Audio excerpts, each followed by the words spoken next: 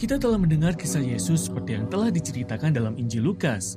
Kisahnya dimulai dengan kedatangan seorang raja yang tidak biasa, lahir dalam keadaan miskin dan sederhana. Kemudian kita melihat Yesus sebagai seorang guru dan nabi. Ia berkeliling ke seluruh Israel, mengajak orang-orang ke dalam cara hidup yang radikal, di mana musuh menjadi teman, orang-orang miskin dipedulikan, dan orang-orang mendapatkan pengampunan atas kesalahan mereka. Ia pergi dari kota ke kota, mengajak orang-orang untuk mengikut dia dan hidup di bawah pemerintahan Allah dengan cara hidup yang terbalik dari cara dunia. Dan ia mengadakan banyak tanda dan mukjizat. Jadi banyak orang Israel mulai berharap ia akan menyelamatkan bangsa Israel dari orang-orang Romawi dan akan mendirikan kerajaan baru yang damai dan adil. Singkat kata, ia akan mendatangkan kerajaan Allah. Nah, para pemimpin agama pada masa itu juga mengharapkan kerajaan Allah. Namun bagi mereka, pesan yang disampaikan Yesus adalah sebuah ancaman. Ya, mereka sebenarnya berharap mendapatkan kekuasaan dan kehormatan ketika kerajaan Allah datang. Namun, Yesus berkata bahwa yang empunya kerajaan Allah adalah orang miskin, orang luar, dan kekuasaan yang sesungguhnya terletak pada melayani sesama dalam kasih.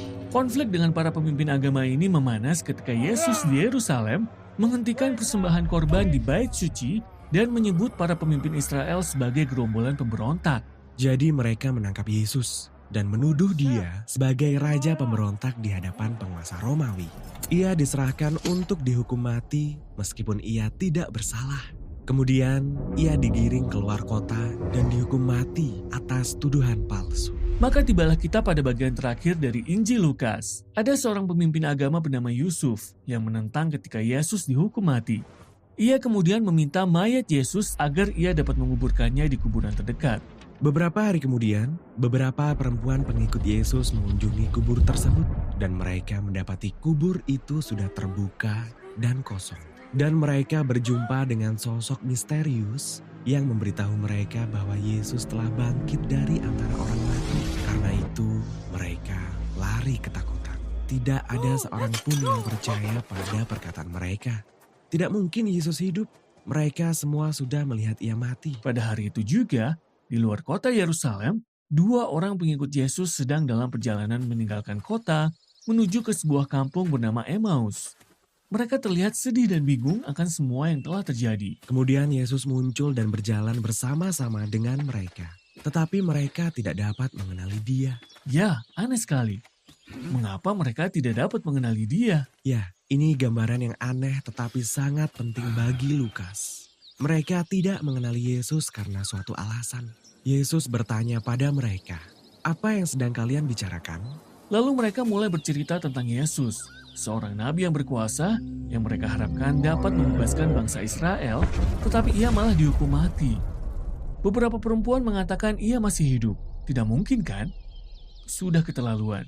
Kami pulang saja. Kemudian Yesus berusaha menjelaskan apa yang tertulis dalam kitab suci Yahudi selama ini. Bahwa Israel membutuhkan seorang raja yang harus menderita dan mati sebagai pemberontak demi para pemberontak yang sebenarnya. Namun kemudian ia dibenarkan oleh kebangkitannya sehingga ia dapat memberikan hidup yang kekal kepada mereka yang mau menerimanya. Tetapi tetap tidak masuk akal. Mereka masih saja bingung. Sampai pada kisah di mana mereka duduk untuk makan bersama Yesus. Yesus mengambil roti, mengucap berkat, lalu memecah-mecahkannya dan memberikannya kepada mereka seperti yang ia lakukan pada perjamuan terakhir. Inilah gambaran dari tubuhnya yang dikorbankan. Kematiannya di kayu salib. Dan saat mereka mengambil roti yang dipecah-pecahkan itu, saat itulah mata mereka terbuka dan mereka dapat mengenali Yesus. Lalu ia menghilang. Dan kisah itu berakhir. Jadi inilah kisah yang menggambarkan betapa sulitnya melihat siapa Yesus yang sebenarnya. Ya, luar biasa. Bagaimana mungkin kuasa kerajaan Allah dan kasih-Nya dapat dinyatakan melalui hukuman mati yang hina ini? Bagaimana mungkin seorang laki-laki sederhana dapat menjadi raja dunia melalui kelemahan dan pengorbanan diri? Sulit sekali untuk dimengerti. Tetapi inilah inti Injil Lukas. Kita perlu melakukan perubahan pada imajinasi kita agar dapat melihat dan menerima kerajaan Yesus yang terbalik dari kerajaan dunia. Injil Lukas diakhiri dengan Yesus makan bersama-sama lagi dengan semua muridnya. Namun mereka semua terkejut melihat tubuhnya yang hidup kembali. Maksudnya, ia masih manusia, tetapi lebih dari manusia biasa. Ya, ia telah melewati kematian dan keluar sebagai ciptaan baru yang dapat berjalan dan berbicara.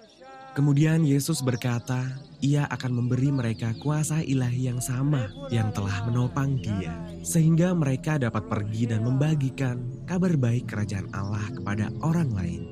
Setelah itu, Lukas menceritakan bagaimana Yesus terangkat ke surga. Memang dengan cara yang keren, tetapi mengapa ia terangkat ke langit? Jadi di perjanjian lama, langit merupakan tempat Allah bertakhta. Langit itu berada di atas segalanya. Jadi ini merupakan cara Lukas untuk menunjukkan bahwa Yesus telah dinobatkan sebagai Raja atas seluruh dunia. Para pengikutnya tinggal di Yerusalem, menyembah Allah dan Yesus sambil menantikan kuasa baru yang dijanjikan itu. Dan disinilah Injil Lukas berakhir. Setelah ini, Lukas akan menulis tentang bagaimana mereka menerima kuasa ini dan membawa kabar baik itu kepada dunia. Nah, inilah inti dari bukunya yang kedua, yaitu Kisah Para Rasul.